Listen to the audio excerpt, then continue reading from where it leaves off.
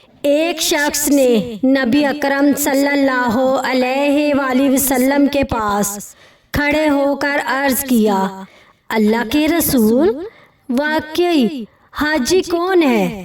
آپ صلی اللہ علیہ وآلہ وسلم نے فرمایا، وہ حاجی جس کا سر گرد و غبار سے اٹ گیا ہو، جس نے زیب و زینت اور خوشبو چھوڑ دی ہو، جس کے بدن سے بو آنے لگی ہو۔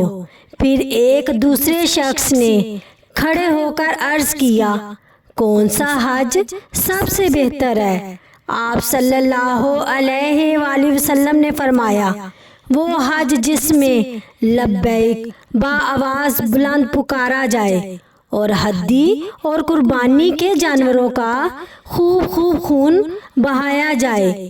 ایک اور شخص نے کھڑے ہو کر عرض کیا، اللہ کے رسول، من استطاع سبیلا میں سبیل سے کیا مراد ہے؟